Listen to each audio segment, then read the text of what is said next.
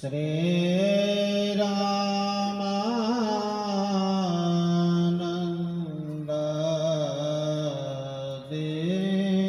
मध्यमा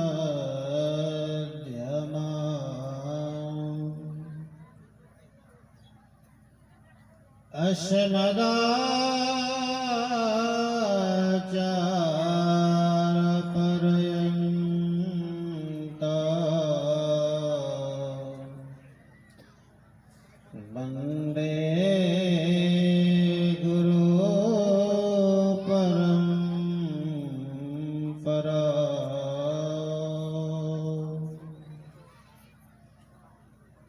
ध्येयं सदा परिभवग्नमभीष्टदोहं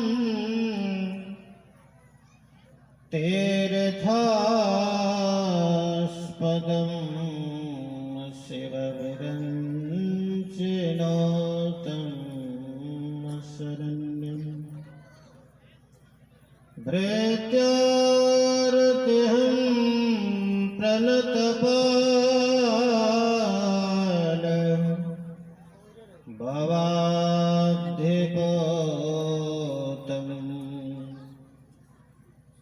वन्दे महापुरुष ते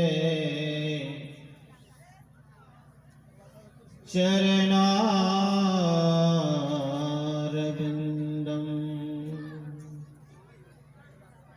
वन्दे महापुरुष ते चरणारविन्दं।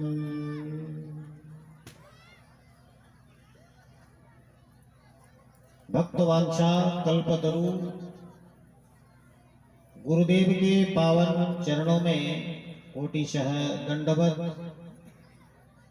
मंचस्थ श्रद्धेय कमलानंद बाबा, समस्त साधु समाज, आए हुए समस्त ग्रामीण बंधुओं, माताओं एवं बहनों,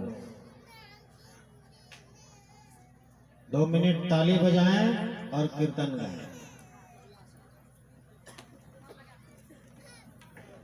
हाथ जो है चादर के भीतर है, 1 मिनट 2 मिनट बाहर करना है। थोड़ा गर्मी भी आ जाएगी, मस्ती भी आ जाएगी, आलस भी भाग जाएगा, हलचल भी शांत हो जाएगा। जय जय राम, जय जय राम, जय जय राम कहो, जय जय राम, जय जय।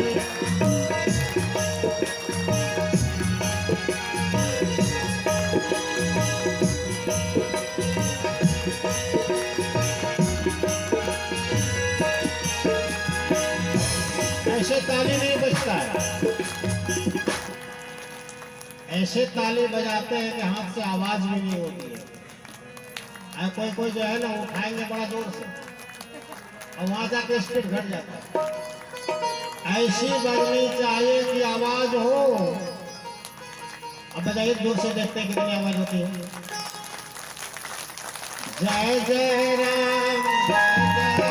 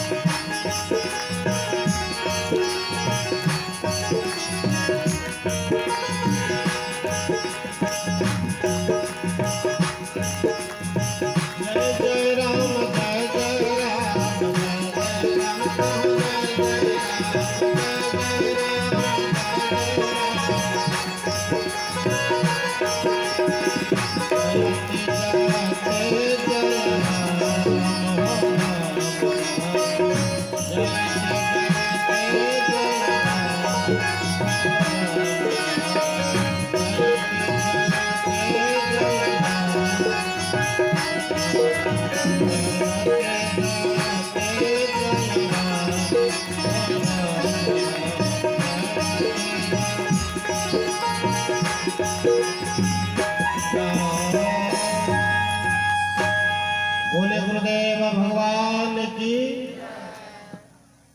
बस सब कोई नहीं बोलिएगा, फिर थोड़ा देर के बाद बुलवाएंगे बारी बारी से, पहले हम उसके बाद आप। बड़ी मस्ती में सब बजाए गाए, ये भगवान का नाम है। और परम सौभाग्य की बात है, ये ग्राम के नवयुवक लोगों द्वारा आयोजित खासकर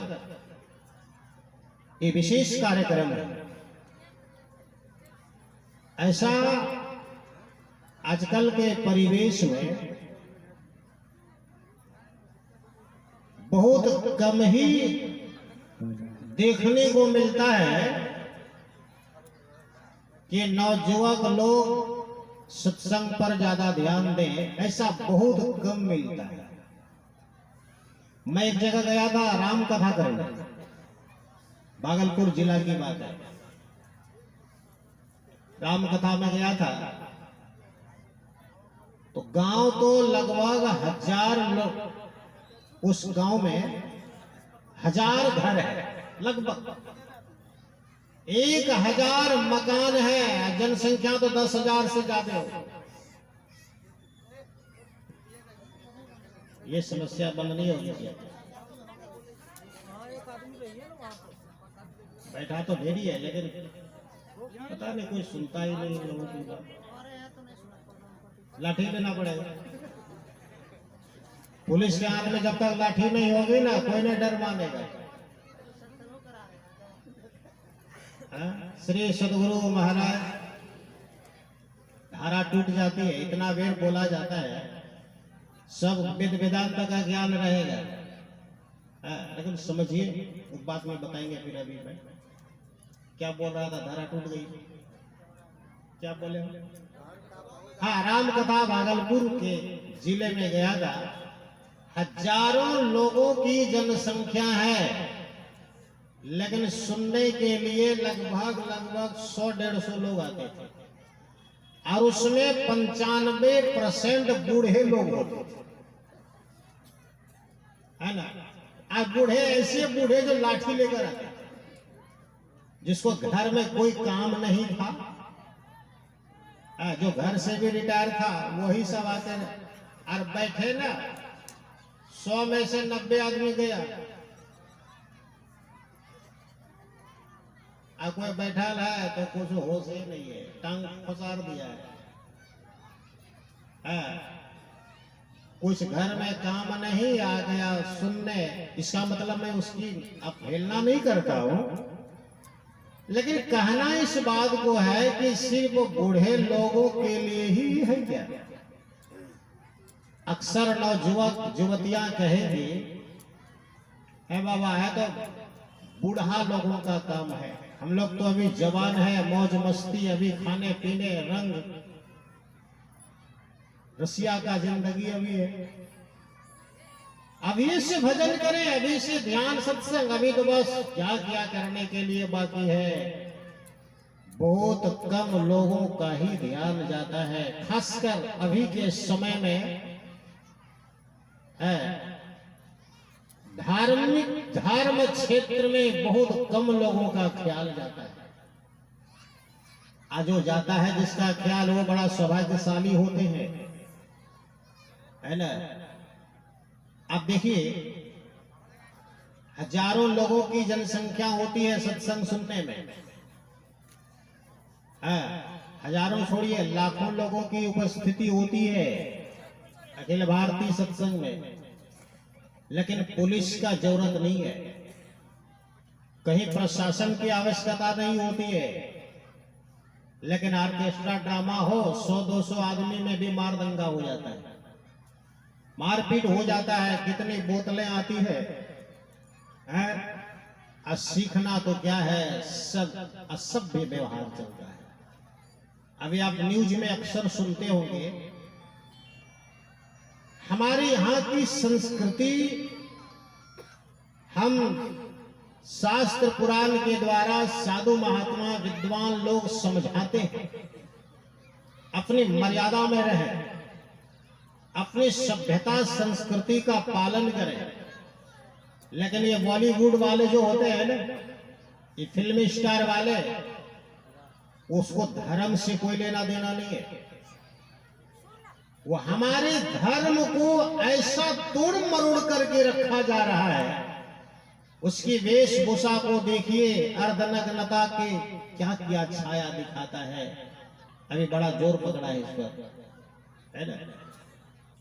क्या करते हैं, बिल्कुल हमसे विपरीत चलते हैं। शरीर का सौंदर्य सिर्फ नग्नता से नहीं होता है।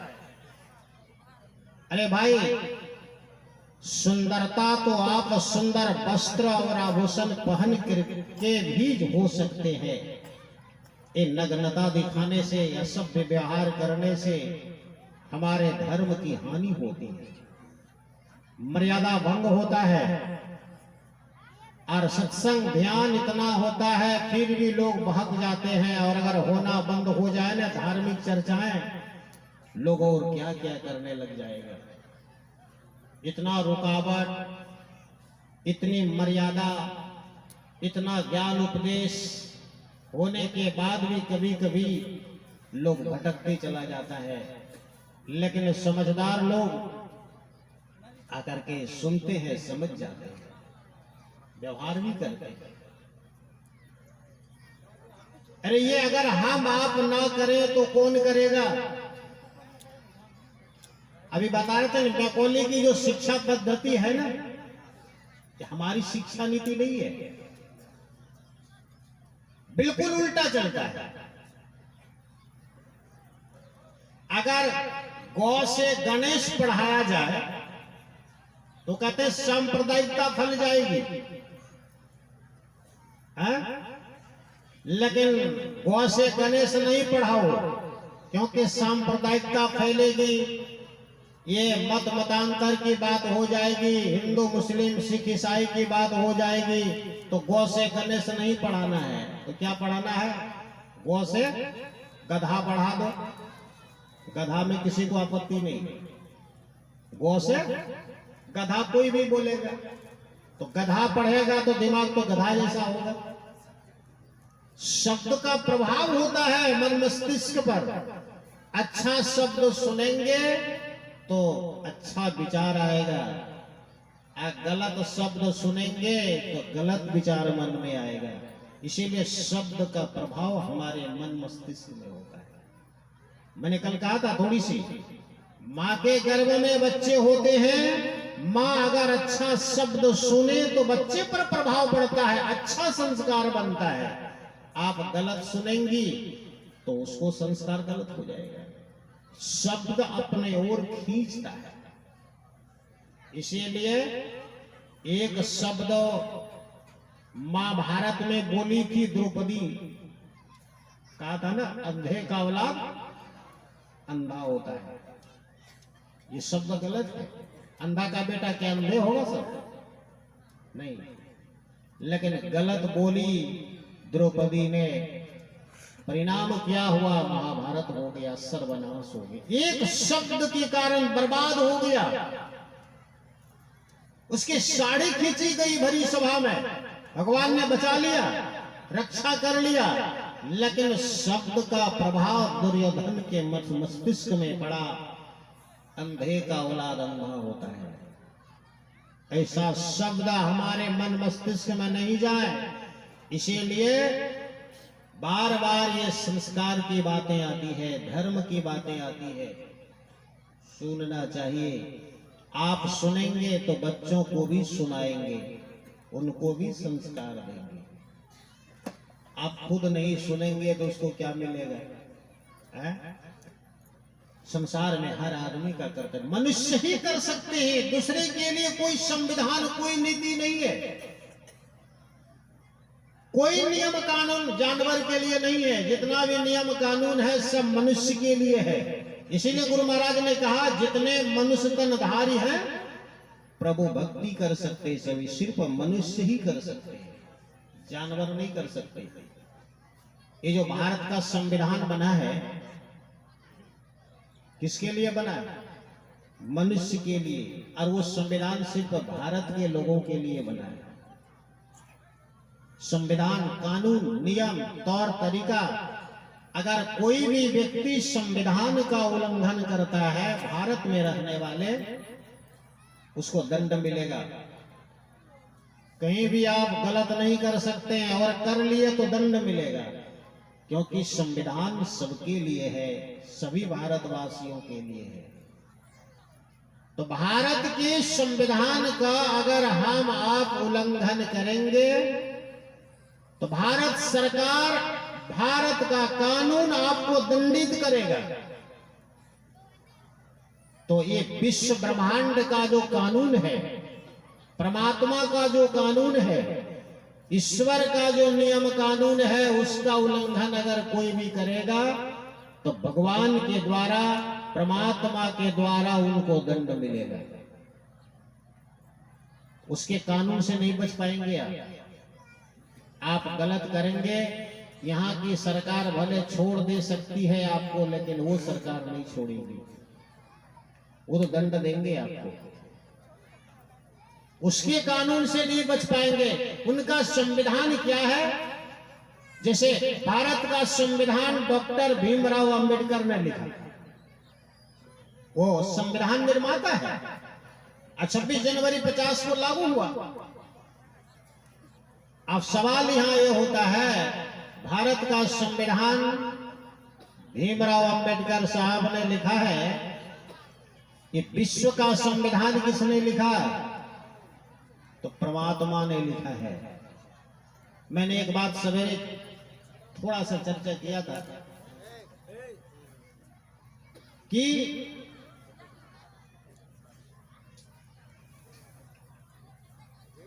वेद किसने लिखा? वेद जानने वाले कहेंगे वेद लिखा है व्यास जी ने, वेद व्यास जी।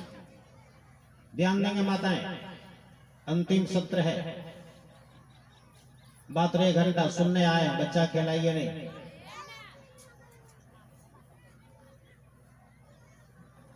मर्यादा से बैठिए और सावधानी से सुनिए।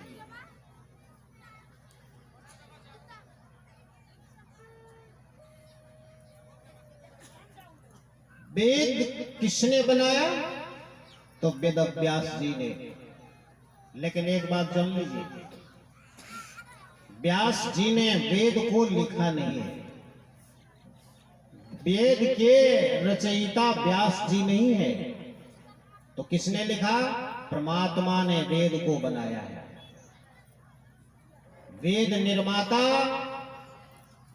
परमात्मा है। इसीलिए शास्त्र में कहता है वेद भगवान। वेद कौन है? वो भगवान का दूसरा रूप है।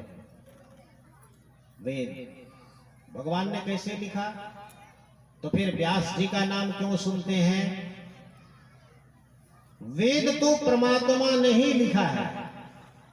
लेकिन अब सवाल ये होता है, जैसे भारत आजाद होने के बाद भारत का संविधान लिखा गया, नियम कानून लिखा गया, उसी प्रकार परमात्मा ने जब दुनिया बनाई, सृष्टि किया, तो परमात्मा ने एक नियम कानून के आधार पर वेद को लिखा, वेद बनाया।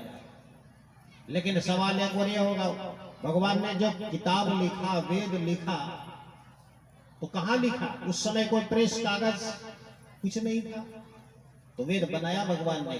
कहां से लिख करके लाया? कहा वेद का एक अर्थ होता है श्रुति।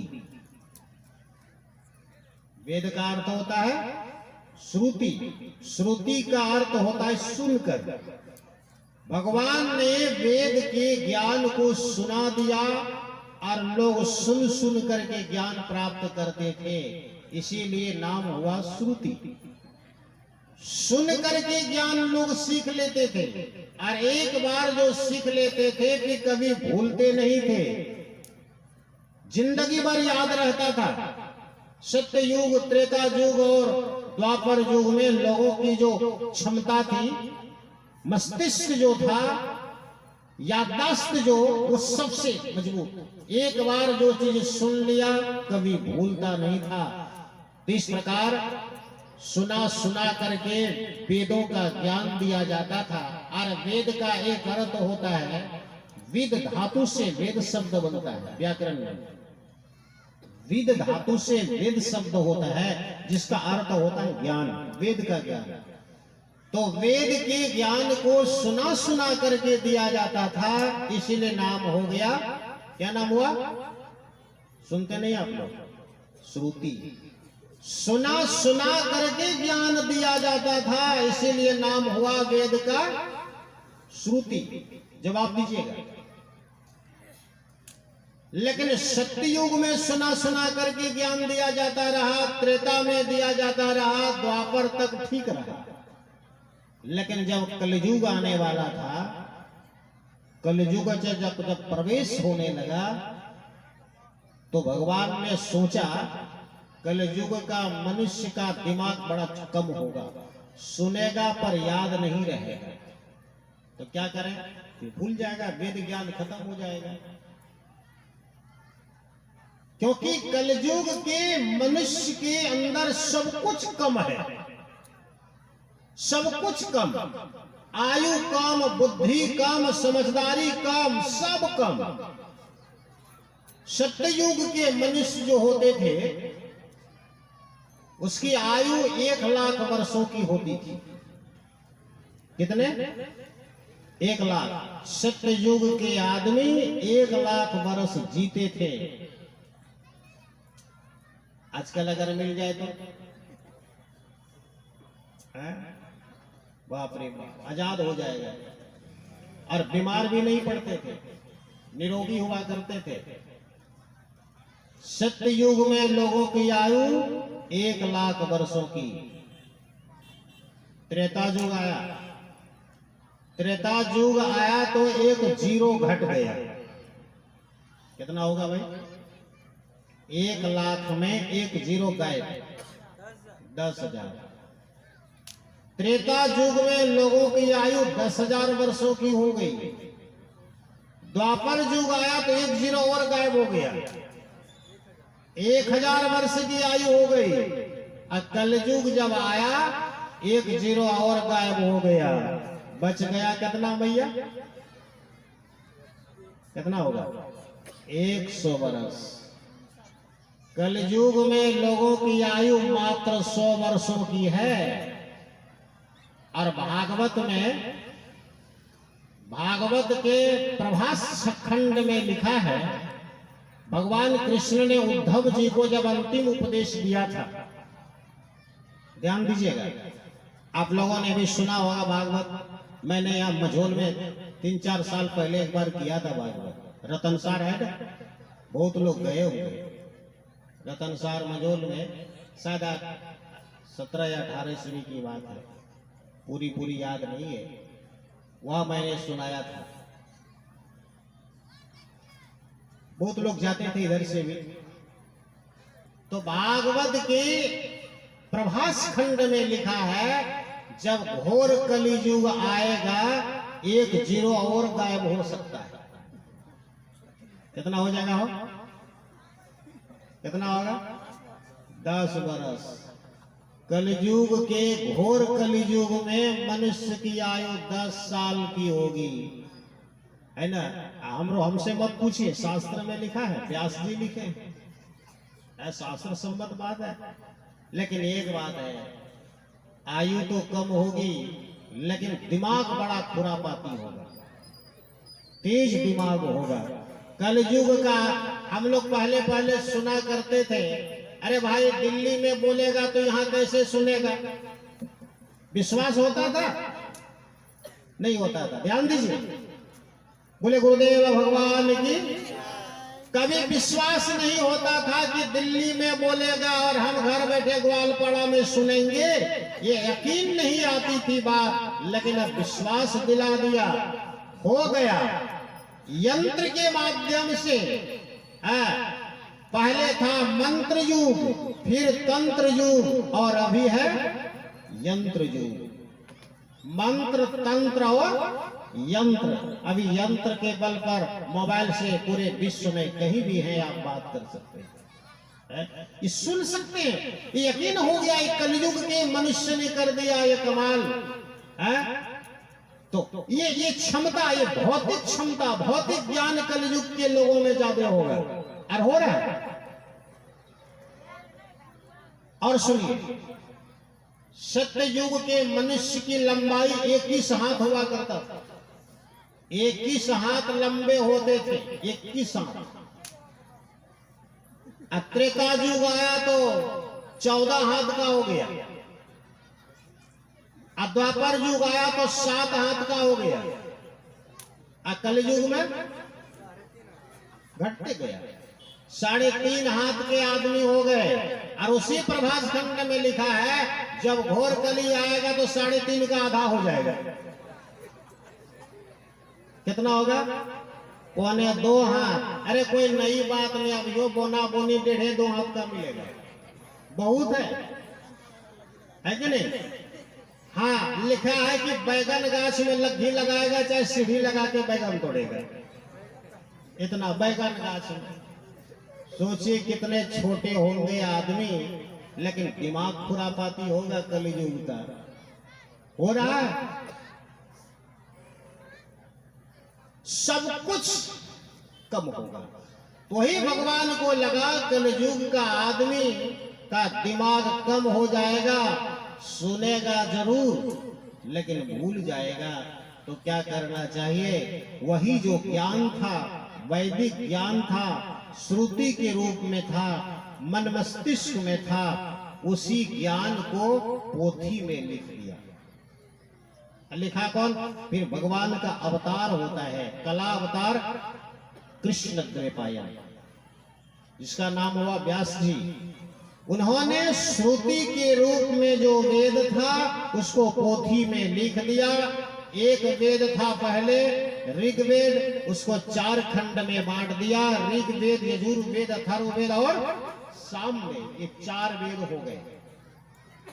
तो उसी श्रुति के रूप में जो वेद था, व्यास जी ने उसको पोथी में लिख दिया, इसीलिए उसका नाम हो गया वेद व्यास। पहला नाम था कृष्ण द्वैपायन। भगवान का अवतार है कला अवतार कृष्ण द्वैपायन। उन्होंने वेद को 4 भाग में लिखा, विस्तार किया। वेद को विस्तार करने के कारण उसका नाम हो गया वेद व्यास। और हम आप जानते हैं ये भगवान है हमारे 24 अवतार। मैंने कहा था भगवान के 24 अवतार हुए हैं। हमारे धर्म संस्कृति में बताया जाता है भगवान के 24 अवतार हैं। उसमें कला अवतार व्यास जी है। उन्होंने वेदों को संकलन करके रख दिया, पोथी बना करके रख दिया, और हम आप 4 वेदों को पढ़ते हैं। अब यहाँ एक सवाल और होता है, जब एक ही वेद था तो 4 भाग क्यों कर दिया? इसमें 2 कारण है। आप दुनियादारी में रहते हैं, माँ बाप अपने धन संपत्ति को कितने भाग में बांटते हैं? जितने उनके पुत्र होते हैं। आपका जितना बेटा है उतना भाग में धन दौलत बांट देते हैं। व्यास जी के 4 शिष्य थे, इसीलिए उन्होंने 4 वेद बनाए और चारों शिष्यों को प्रचार करने के लिए दे दिया। कलयुग में प्रचार करो वेदों का ज्ञान। पैल मुनि, सुमंतु मुनि, वैशंपायन और जैमिनी, ये व्यास के 4 प्रधान शिष्य हुए। चारों को एक एक वेद दिया गया कलयुग में प्रचार करने के लिए। तो एक वेद को इसीलिए व्यास जी ने 4 भाग किया। दूसरा कारण है, वेद के 4 सूत्र होते हैं। 4 सूत्र हैं। क्या क्या है? सूत्र से आप जैसे गणित बनाते हैं, मैथ बनाते हैं, पहले सूत्र को अपनाते हैं। सूत्र अगर नहीं है तो गणित नहीं बनेगा, मैथ नहीं बना सकते। सूत्र के आधार पर ही चलता है। तो वेद के 4 सूत्र हैं। सूत्र से ही आपको समझ में आ जाएगा। अयम आत्मा, पहले अयम आत्मा, हम शरीर नहीं आत्मा है। तत्वमसि, तत्वम असि, जो तत्व रूप में परमात्मा है। तत्व मने वो, तुम मने तुम, असि मने हो। जो परमात्मा है वह तुम ही हो। प्रज्ञानम घन ब्रह्म।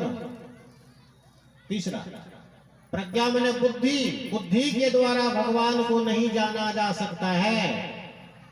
प्रज्ञानम घन ब्रह्म। और अहम ब्रह्मास्मि, मैं ब्रह्म हूं। ये चार वेद के सूत्र है। तो चार सूत्र होने के कारण व्यास जी ने एक वेद को चार भाग में बांट दिया। और हम आप उसी वेद के अनुकूल चलते हैं। हमारा मूल धर्म ग्रंथ क्या है? वो वेद है। वेदः प्रणीहितो धर्म। धर्म किसे कहते हैं? सवाल होगा, धर्म किसे कहते हैं? तो वेदः प्रणीहितो धर्म। वेद ने जो नियम बना दिया, जो कानून बना दिया, वो धर्म है। वेद ने जिसको निषेध कर दिया वो पाप है। ये तो वेद का ज्ञान हुआ। मोटा मोटी ऐसे मूर्खुआ हिसाब से पूछा जाए कि धर्म और अधर्म किसे कहते हैं, तो तुलसीदास जी ने लिखा दिया, पर ही तो सरिस धर्म नहीं भाई, और पर पीड़ा सब नहीं अदमाई। दूसरे को सुख देना धर्म है, और दूसरे को दुख देना पाप है। सीधी बात। जिसके करने से दूसरे को सुख मिलता है वो धर्म है। आपके करने से, व्यवहार करने से, बोलने से, करने से किसी को दुख होता है, वो क्या है? वो पाप है। सीधे शब्दों में कह दें, वो पाप है। आपके क्रियाकलाप से किसी को सुख मिल रहा है, धर्म है। आपके क्रियाकलाप से किसी को दुख हो रहा है, वो पाप है, वो अधर्म है, वो अन्याय है। तो हमारा वेद जिसको प्रतिपादित किया है वो धर्म है। और हम आप धर्म के प्रतिनिधित्व को मानते हैं। मैं बार बार कहता हूं, अगर ज्ञान नहीं है, शास्त्र का ज्ञान नहीं है, तो हिंदुत्व का पहचान क्या है आपका? बोलने में बड़ा ग्लानि है, अफसोस होता है कि हम हिंदू हो करके भी हिंदू धर्म को नहीं जानते। नहीं जानते हैं, हमारे बच्चे नहीं जानते हैं। क्यों नहीं जानते हैं? संविधान जो भारत का है ना, उसमें कोई कोई ऐसा संविधान गलत बन गया है, गलत बन गया है, धारा गलत लगा दी गई है, जिसके कारण आप देखिए, आप एक अफसोस की बात है, आप अगर गुरुकुल बनाना चाहें और गुरुकुल में अगर संस्कृत को पढ़ाना चाहे, वेद पुराण को पढ़ाना चाहे, स्कूल में अगर वेद पुराण शास्त्र की बात अगर पढ़ाना चाहेंगे कोई टीचर, तो नहीं पढ़ा सकते हैं। वो नहीं पढ़ा सकते हैं। क्यों नहीं पढ़ा सकते हैं? क्योंकि संविधान ही नहीं है, आपको कानून ही नहीं ऑर्डर दे रहा है।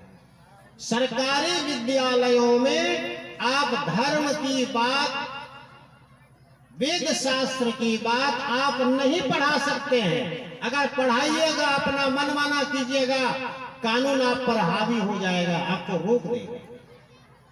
लेकिन मुसलमान अगर चाहे तो अपने कहां पढ़ाता है?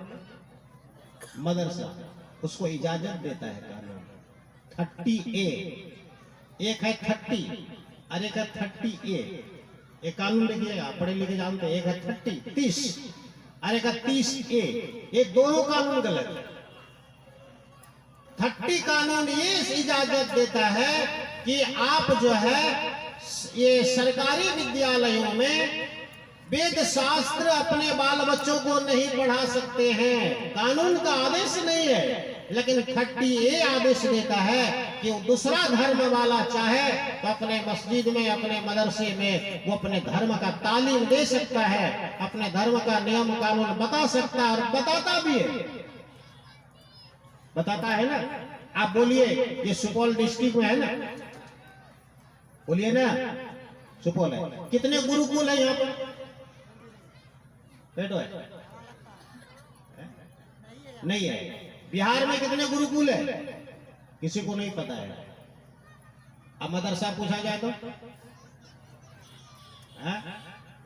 मदरसा अगर पूछा जाए तो बहुत हो जाएगा। गुरुकुल नहीं है। हिंदुस्तान में हिंदुओं के लिए गुरुकुल नहीं बना सकते हैं आप, शिक्षा नहीं दे सकते हैं, पर वो दे सकते हैं और उसको पैसा भी देती है सरकार, आपको नहीं देगी, है ना। ये नीति गलत है ना। ये नीति गलत है। वो पढ़ा सकते हैं, हम नहीं पढ़ा सकते। ये नीति गलत आ गई और आज हम बोझा ढोए जा रहे हैं मैकोले की परंपरा में, ये विदेशी सभ्यता में, इस सरकार की नीति कानून में बहुत से कानून ऐसा गलत बन गया है जो भारत के लोगों को बर्बाद कर दिया। जब भारत आजाद हुआ था उसके पहले की बात देखिए, है ना। जब भारत को सोने की चिड़िया कहा जाता था, उस जमाना में जब यहाँ पर ये मुगल नहीं आए थे, अंग्रेज नहीं आए थे, उसके पहले की बात है, भारत में 7 लाख गुरुकुल थे। कितने थे? 7,11,000 गुरुकुल हुआ करते थे पूरे भारत में। 7,11,000 गुरुकुल हुआ करते थे। और एक दिन सर्वे हुआ, अभी वर्तमान में भारत को आजाद हुए कितने साल हो गए? 75वीं आजादी मनाए ना, 75 साल हो गए भारत को आजाद हुए। तो अभी का सर्वे जब आया तो पूरे भारत वर्ष में कितने गुरुकुल है जानते हैं? मात्र 34 गुरुकुल। कितने? 34। पहले कितना था? 7,11,000 गुरुकुल हुआ करते थे इस देश में, सोने की चिड़िया में। और आज मात्र 34 गुरुकुल है पूरे भारत में। और वो भी सरकार द्वारा संचालित नहीं है, ये भी ध्यान देना। संत महात्माओं ने कहीं कहीं बनाया है, जो चल रहा है वो यहाँ नहीं, वो काशी में, वृंदावन में, हरिद्वार में, ये सब जगह में कहीं कहीं पर है गुरुकुल।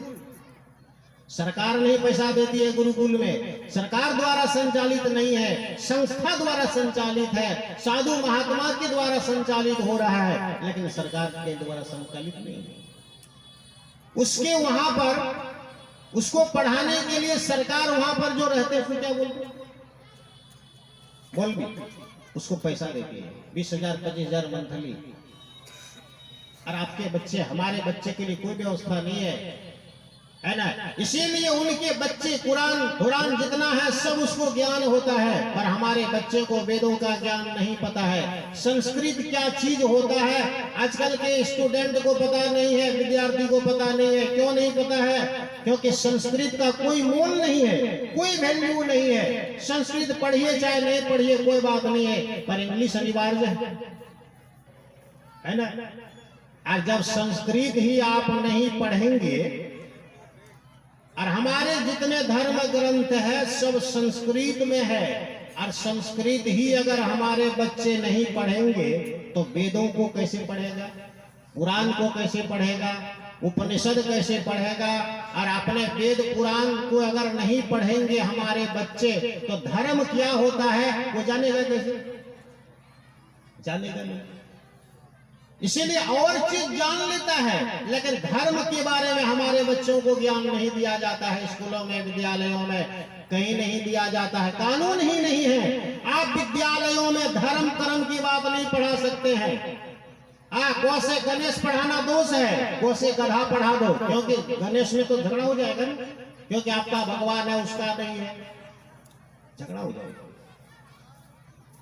उसके लिए विवाद खड़ा हो जाएगा। आपके लिए नहीं है, उसके लिए सारी व्यवस्था है, हमारे लिए नहीं है साहब। एक और बात बताएं, हमारे भारत में हिंदुओं के लिए बड़ा बड़ा जो मंदिर होता है, बड़ा बड़ा मंदिर, ध्यान दीजिए, श्री सदगुरु महाराज की मैया सूर्य राष्ट्र धर्म की थोड़ी चर्चा मैं कर रहा हूं, है ना।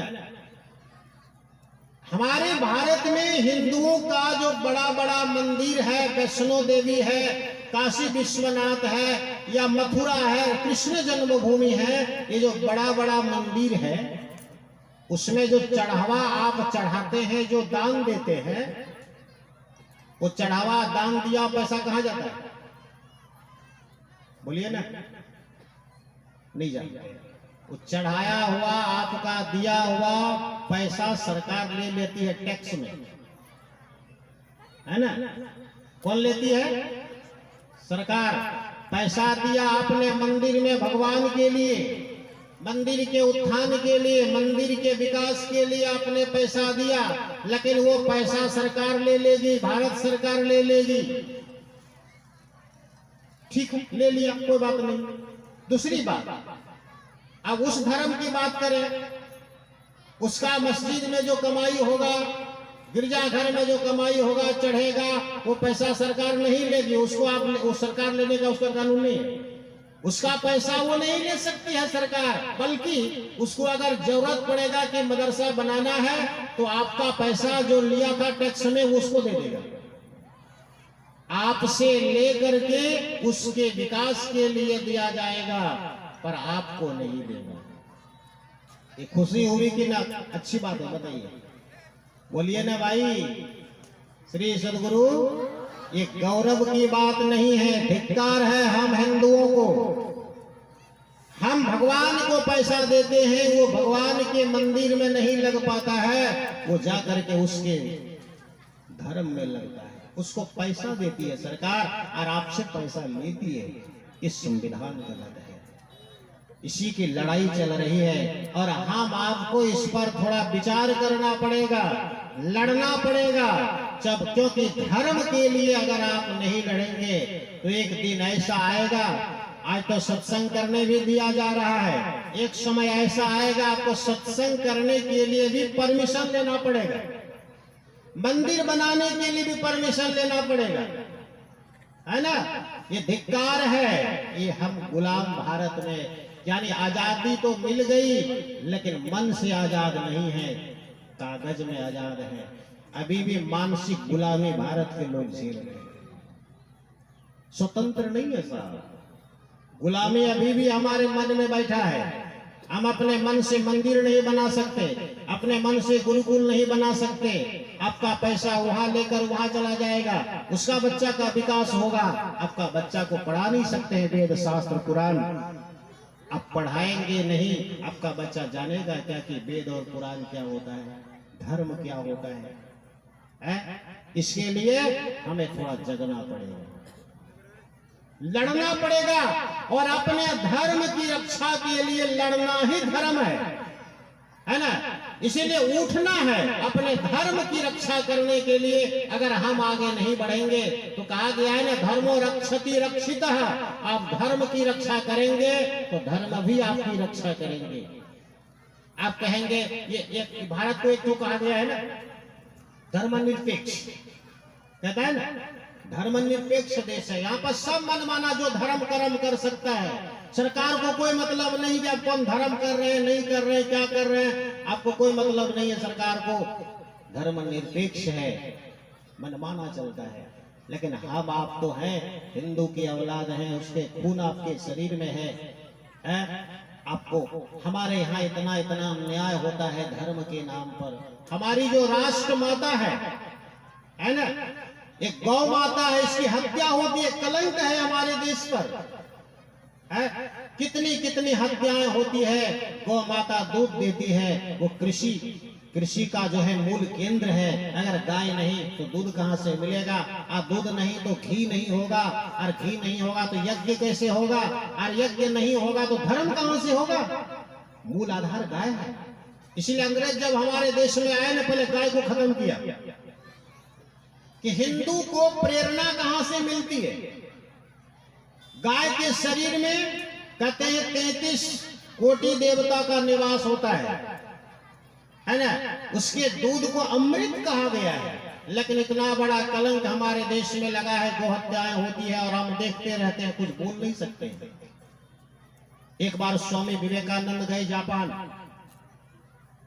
गए, किसी ने पूछा महाराज आप भारत से आए हैं तो बताइए भारत में कौन सा जानवर का दूध अच्छा होता है, सबसे अच्छा कौन सा जानवर का?